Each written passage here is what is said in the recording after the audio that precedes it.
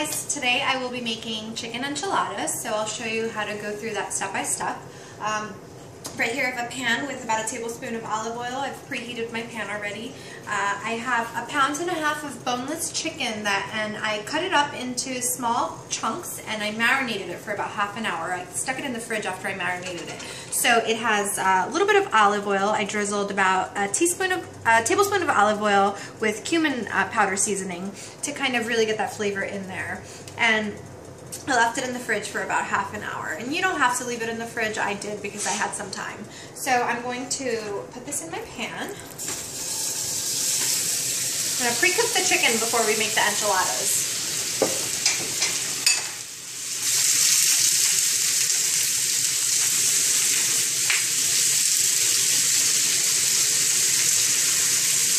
So I'm just lightly going to be cooking the chicken a little bit on each side for about 5 minutes. I don't want to overcook it because it's going to go in the oven with the enchiladas once we put them in the tortillas, and you don't want it to be overly dry.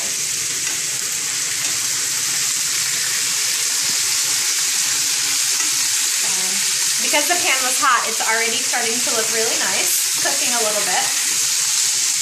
And mix it around. Okay guys, so the chicken is pretty much done. Like I said, I didn't cook it for too long, but just until it starts to look just about like this. So it was about 5 to 6 minutes. It's probably a little bit raw on the inside, and like I said before, I don't want to cook it too much because then it'll dry out when we put it back in the oven. So now I'm going to assemble each of the tortillas and the enchilada tray and kind of show you how to do everything.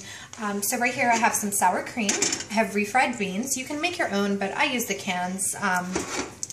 So I'm going to take about a tablespoon full of this and put it on my tortilla. These are large tortillas. I like the large tortillas because, you know, you really get everything inside. So I'm just going to smear this all over here and just take a little bit of sour cream. Put that on top. Take some chicken. Right in there, about 4 pieces. Not too much in there because we're going to be putting some toppings on our tortillas for the actual enchiladas. So kind of roll this up nicely,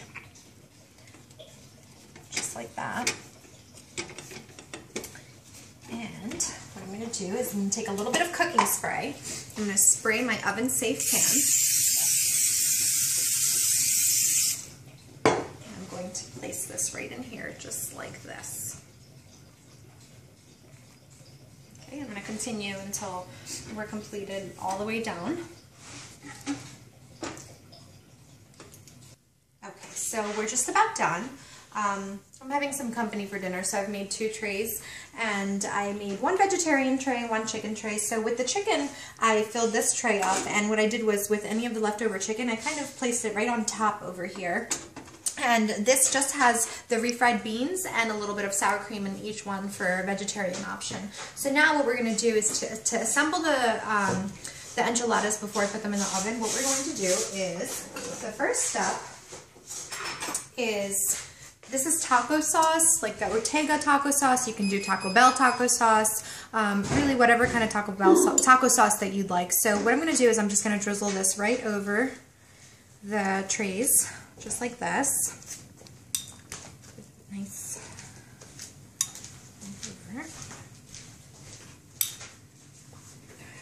Okay, so now that I've got the sauce, evenly distributed across both trays, what I'm going to do is I have a can of corn here that I've rinsed and drained and rinsed.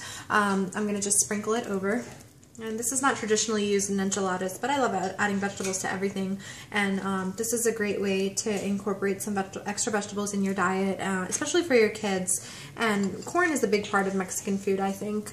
So this adds a nice touch to it.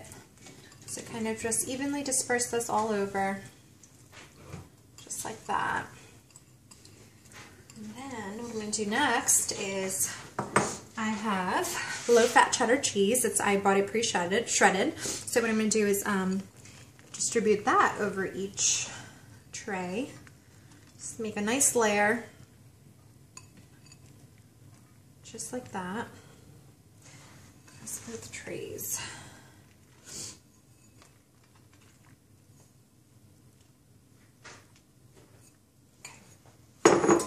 And then I have scallions, so I've cut them up really nicely here.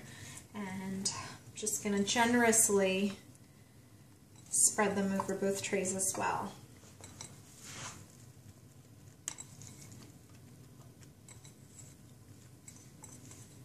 So now you've got a lot of vegetables in this. And last but not least, for the vegetables, I've got fresh cilantro. I don't think any dish is complete without cilantro, but Mexican dishes definitely. So sprinkle that right over.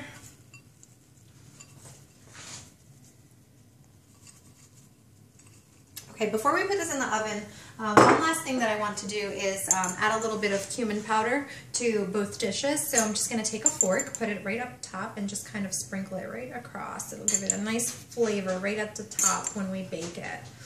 I have my oven preheated to about 375 degrees right now, and I'm going to put these trays in the oven just until the cheese is melted, all the ingredients are kind of nicely cooked right together, and you'll see I usually leave it in the oven for about maybe 15 minutes, and that's about it. So let me stick these in the oven. Okay, so now these have been in the oven for about 15 minutes, like I said, on about 375, so you can see that the cheese is nice and melted and everything looks so delicious. So you take this out of the oven. Actually take the other one out as well.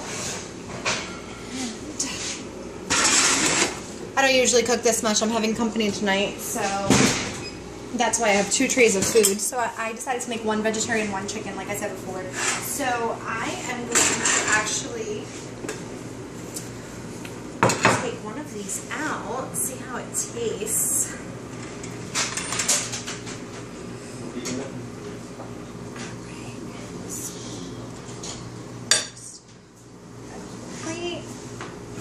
Okay, so you can serve this with sour cream.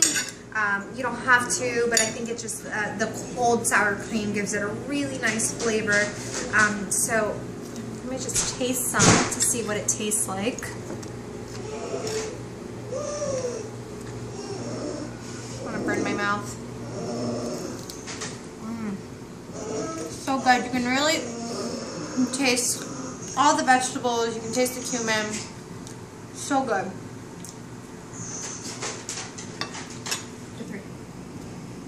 Okay, so I don't know if you heard my dog whining, but he smells how good the food is, and that's why he was whining. But it's a wrap, so this is what the final product looks like, and I hope that you guys really try and make this. It's delicious, and it's a really easy meal to make, whether you're having company or whether you want to just make it for a weeknight meal. Goodbye, guys. I hope to come back soon for recipes.